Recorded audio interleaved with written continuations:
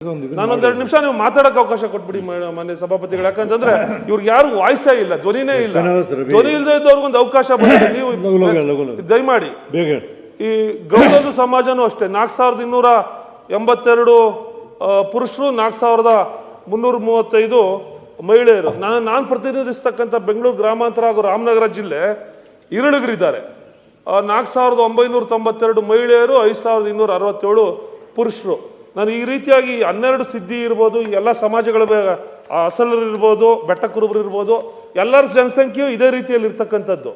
ಅದರಲ್ಲಿ ನಾವು ಕ್ಷೀಣಿಸ್ತಾ ಇರ್ತಕ್ಕಂಥದ್ದು ಜನಸಂಖ್ಯೆ ಬೇರೆ ಕಡೆ ಎಲ್ಲ ಏರ್ತಾ ಇದ್ರೆ, ಈ ಸಮಾಜದ ಜನಸಂಖ್ಯೆ ಕ್ಷೀಣಿಸ್ತಾ ಇದೆ ದಿನೇ ದಿನೇ ದಿನೇ. ಇವರು ಹಲವಾರು ಕಾಯಿಲೆಗಳಿಗೆ, ಪೌಷ್ಟಿಕ ಆಹಾರಾಂಶಗಳ ಕೊರತೆಯಿಂದ, ಇನ್ನಿತರ ವಿಶೇಷ ಕಾರಣಾಂತರಗಳಿಂದ ಈ ಸಮಾಜದ ಜನಸಂಖ್ಯೆ ನಮ್ಮ ಮುಂದೆನೆ ನಾವು ಯಾವುದೋ ಪ್ರಾಣಿ ವನ್ಯಜೀವಿಗಳು ಕ್ಷೀಣಿಸ್ತಾ ಇದೆ ಅಂತೇಳಿ ಅವಕ್ಕೆ ಆದ್ಯತೆಯ ರೂಪದಲ್ಲಿ ನಾವು ವಿಶೇಷವಾದಂಥ ಕಾರ್ಯಕ್ರಮಗಳನ್ನು ಹಮ್ಮಿಕೊಂಡು ಅವ್ರ ಜನಸಂಖ್ಯೆಯನ್ನು ಹೆಚ್ಚಿಸಲಿಕ್ಕೆ ನಾವು ನಾಗರಿಕ ಸಮಾಜವಾಗಿ ನಾವು ಕೆಲಸವನ್ನು ಮಾಡ್ತೀವಿ.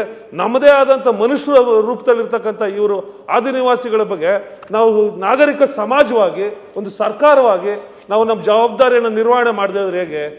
ನಿರ್ವಹಣೆ ಮಾಡ್ಲಿಕ್ಕೆ ಅವ್ರು ಕೇಳಿರ್ತಕ್ಕಂಥ ಹಣ ದೊಡ್ಡ ಹಣ ಏನಲ್ಲ.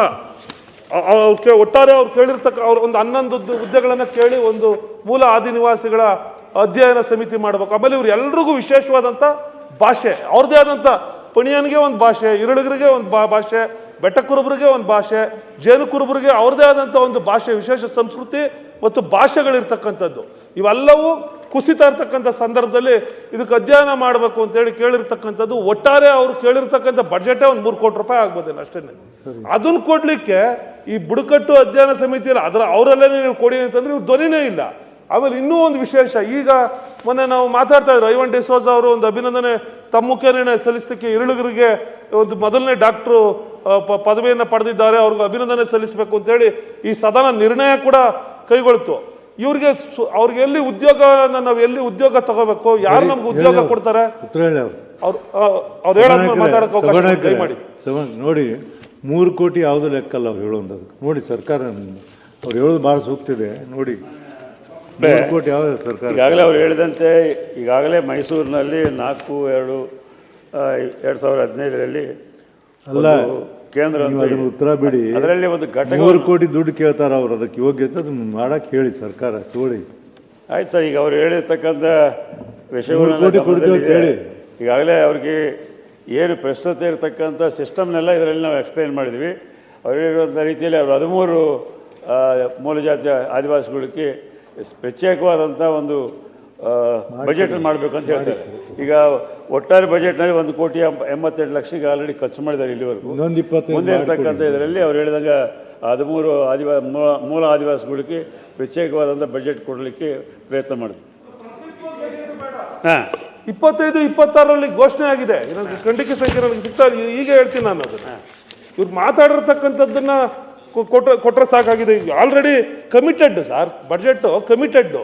ಆ ಕಮಿಟೆಡ್ ಅನ್ನ ಮಾಡೋದಕ್ಕೆ ನಾನು ಮುಖ್ಯಮಂತ್ರಿಗಳಿಂದ ಮುಖ್ಯಮಂತ್ರಿಗಳು ಪ್ರತಿನಿಧಿಸ್ತಾ ಇರ್ತಕ್ಕಂಥ ಈ ಖಾತೆ ಮುಖ್ಯಮಂತ್ರಿಗಳು ಬರ್ತಾರೆ, ಸಮಾಜಕ್ಕೊಂದು ನ್ಯಾಯ ಸಿಗ್ತದೆ, ನಾವು ಧ್ವನಿ ಎತ್ತಿದ್ರೆ ನಿಜಕ್ಕೂ ಇವತ್ತು ಅವ್ರ ಬದುಕಿಗೆ ಒಂದು ಬಂಗಾರ ಆಗ್ತದೆ. ಬಂಗಾರ ಆಗೋದು ಬೇಡ, ಆ ಕ್ಷೀಣಿಸ್ತಾ ಇರ್ತಕ್ಕಂಥ ಸಮಾಜಕ್ಕೊಂದು ನೆರವು ಸಿಗ್ತದೆ ಅನ್ನೋ ಒಂದು ಖಚಿತವಾದಂಥ ಭರವಸೆ ಮುಖ್ಯನ ಆ ಸಮಾಜ ನಿರೀಕ್ಷೆ ಇಟ್ಕೊಂಡಿದೆ.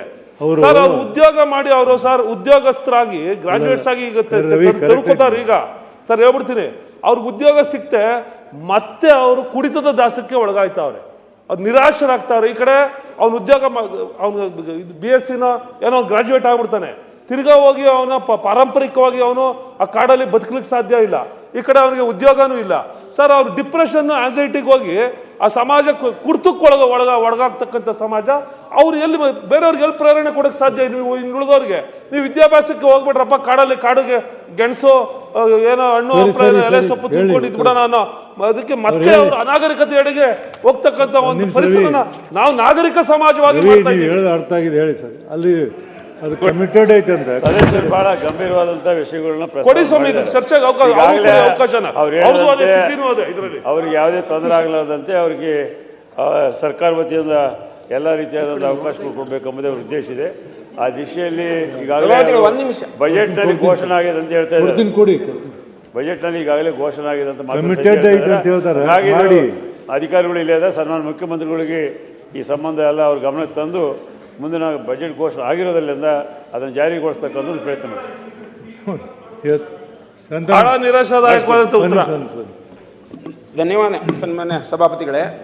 ಇದು ಸನ್ಮಾನ್ಯ ರವಿ ಅವರು ಎತ್ತಿರುವಂಥ ವಿಷಯ ಭಾಳ ಗಂಭೀರವಾದಂಥ ವಿಷಯ, ಸದನದ ಕೊನೆಗೆ ಬಂದಿದೆ. ಆದರೆ ವಿಶೇಷವಾದಂಥ ಚರ್ಚೆ ಮಾಡಿದರೆ ಇನ್ನೂ ಅನೇಕ ಸಮಸ್ಯೆ ಇದೆ. ಅವರು ತುಂಬ ಚೆನ್ನಾಗಿ ಅದನ್ನು ಉಲ್ಲೇಖ ಮಾಡಿದ್ದಾರೆ. ಒಂದು ವಿಶೇಷ ಚರ್ಚೆಗೆ ಅವಕಾಶ ಕೊಡಬೇಕು. ಅದಲ್ಲದಿದ್ದರೆ ಸರ್ಕಾರ ವಿಶೇಷ ಯೋಜನೆ ಆದರೂ ಒಂದು ಮಾಡಬೇಕನ್ನೋಂಥದ್ದು. ಬಜೆಟಲ್ಲಿ ಹಣ ಇದ್ದರೂ ಕೂಡ ಉಪಯೋಗಿಸ್ಲಿಕ್ಕೆ ಅವಕಾಶ ಇಲ್ಲ ಅನೇಕ ಕಾರಣಗಳಿಗೆ, ಅರಣ್ಯದ ಕಾನೂನು ಇರ್ಬೋದು ಇತ್ಯಾದಿ ಕಾರಣಕ್ಕಾಗಿ ಅವರಿಗೆ ತುಂಬಾ ಕಷ್ಟದಲ್ಲಿ ಇವತ್ತು ಜೀವನ ಮಾಡುವಂಥ ಸ್ಥಿತಿ ಇದೆ. ಮನುಷ್ಯರೇ ಅಲ್ಲ ಅನ್ನೋ ರೀತಿಯಲ್ಲಿ ಬದುಕ್ತಾ ಇದ್ದಾರೆ. ನಾನು ಅನೇಕ ಸಲ ಉಲ್ಲೇಖ ಮಾಡಿದ್ದೆ ಸದನದಲ್ಲಿ. ಹೀಗಾಗಿ ಅರ್ಧ ಗಂಟೆ ಈಗ ಚರ್ಚೆಗೆ ಅವಕಾಶ ಕೊಟ್ಟರೆ ಒಳ್ಳೆಯದು ಸನ್ಮಾನ್ಯ ಸಭಾ.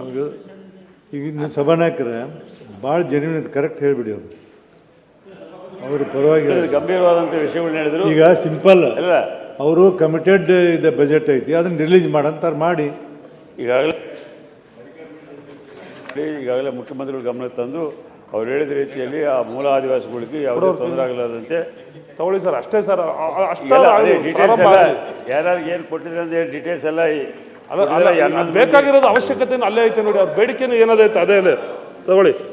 ಮಂಜೂರಾಗಿರ್ತಕ್ಕಂಥ ಇಲ್ಲ. ಈಗ ಯಾವ ಅದ್ವೈತ ಕೇಂದ್ರಕ್ಕೆ ಕೊಟ್ಟಿರೋ ಸಭಾನಾಯಕರೇ ಅದೇ ಡೀಟೇಲ್ಸ್ ಎಲ್ಲ ಕೊಟ್ಟಿದ್ದೀವಿ ನಾವು. ಸಭಾನಾಯಕರೇ ಈಗ ಅದ್ವೈತ ಕೇಂದ್ರಕ್ಕೆ 200 ಕೆಲಸ ಮಾಡಿ, ಮಧ್ಯಾಹ್ನ ನಿಮ್ಮ ಮುಖ್ಯಮಂತ್ರಿಗಳು ಮಾತಾಡ್ಬಂದು ಸದನ ಮುಗಿ ಹೊಡೆದು ಅನೌನ್ಸ್ ಮಾಡಿ, ಅವ್ರ ಜೊತೆಲಿ ಮಾತಾಡಂಗೆ ಮಾಡಿ. ಅವ್ರು ಏನು ಸಣ್ಣ ಮಾಡಿಸ್ಕೊಡ್ತೀವಿ ಸರ್. ಗುತ್ತೇದಾರ್, ನಮ್ಮ ಕಾರ್ಯಕ್ರಮಗಳನ್ನು ನೀವು ನೋಡ್ತಾ ಇದ್ರೆ ನಮ್ಮ ಚಾನೆಲ್ ಅನ್ನ ಸಬ್ಸ್ಕ್ರೈಬ್ ಮಾಡಿ, ಪಕ್ಕದ ಬೆಲ್ ಐಕಾನ್ ಒತ್ತಿ ನಮ್ಮನ್ನ ಬೆಂಬಲಿಸಿ. ಹಾಗೆ ನಮ್ಮ ಕಾರ್ಯಕ್ರಮಗಳನ್ನ ಲೈಕ್ ಮಾಡಿ, ಕಮೆಂಟ್ ಮಾಡಿ, ಅದನ್ನ ಬೇರೆಯವರಿಗೂ ವಾಟ್ಸ್ಆಪ್ ಮೂಲಕ ಶೇರ್ ಮಾಡಿ. ನೀವು ಹೀಗೆ ಮಾಡಿದಾಗ ನಮ್ಮ ಚಾನೆಲ್ ಇನ್ನಷ್ಟು ಮತ್ತಷ್ಟು ಜನರಿಗೆ ತಲುಪಲು ನೀವು ನಮ್ಮೊಂದಿಗೆ ಸಹಕರಿಸಿದ ಹಾಗಾಗುತ್ತೆ. ಇದು ನೀವು ಯಾವುದೇ ಖರ್ಚಿಲ್ಲದೆ ಕೆಲವೇ ಸೆಕೆಂಡುಗಳಲ್ಲಿ ನೀಡಬಹುದಾದ ಸಹಕಾರ. ಧನ್ಯವಾದಗಳು.